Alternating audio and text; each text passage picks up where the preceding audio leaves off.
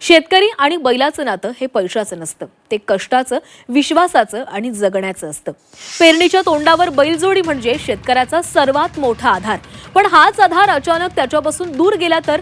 लातूर जिल्ह्यातील निलंगा तालुक्यातील कोराळा येथील एका शेतकऱ्याची हीच व्यथा आहे. शेतीसाठी बाजारातून खरेदी केलेली बैलजोडी कत्तलीसाठी नेली जात असल्याच्या संशयावरून या शेतकऱ्यावर पोलीस ठाण्यामध्ये गुन्हा दाखल झालेला आहे. नेमका हा सर्व प्रकार आहे तरी काय, पाहूया.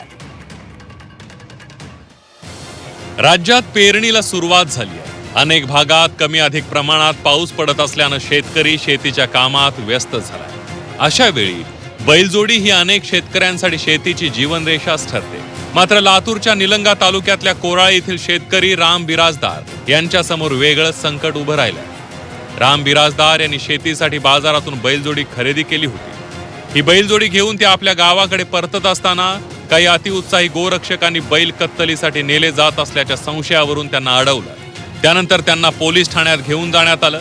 तिथे त्यांच्यावर गुन्हाही दाखल करण्यात आला आणि बैल गोशाळेत रवाना करण्यात आले. निलंग्यापाशी बैल धरल्यानंतर मी म्हंटलो त्यांना, दाखला दावलो, सगळे दावलो, शेतकऱ्याचे बैल आहेत आणि आमचे का बैल धरला, खटकाचे बैल चालल्यात, त्यांचे बैल धरा म्हटलं तरी त्यांनी ऐकले नाहीत.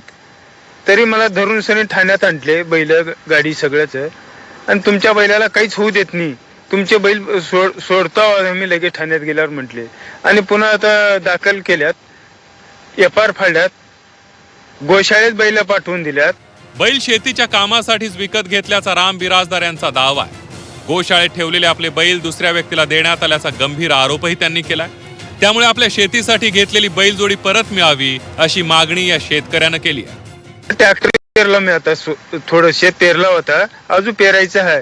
त्यांनी बैल द्यायला तयार नाहीत मला. ते कोर्टातर्फे निकाल लागल, ते बघ कोर्टानं असं तसं म्हणले. तिने आता टाळाटाळी करल्यात मला. तुम्ही पोलीस स्टेशनला गेलो होतो का? पोलीस स्टेशन मध्ये तुम्ही तुमच्या कागदपत्राची पूर्तता केली का? केली. पोलीस स्टेशन मध्ये गेलो, कागदपत्राची पूर्तता केलो, सगळं पोलिसाला दावलो, सगळ्याला दावलो, बरोबर आहे म्हणले सगळे, परंतु बैल सोडायचे विचार करा.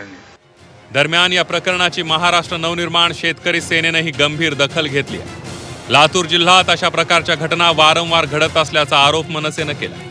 अतिउत्साहातून शेतकऱ्यांचीच बैलजोडी अडवली जाते आणि त्यांच्यावर गुन्हे दाखल केले जात असल्यानं शेतकऱ्यांना मोठा आर्थिक आणि मानसिक त्रास सहन करावा लागतोय. एखाद्या बैलाची किंमत 50,000 रुपये असली तरी तो परत मिळवण्यासाठी शेतकऱ्याला 1 ते 2 लाख रुपयांपर्यंत खर्च करावा लागत असल्याचं शेतकरी सांगतात.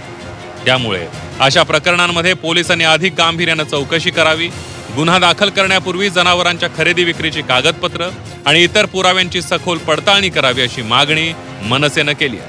कोर्ट, वकील, पोलीस स्टेशन, अमुक तमुक, गोरक्षण, या सगळ्या गोष्टीतून 1-1.5 लाख रुपये खर्च येतो.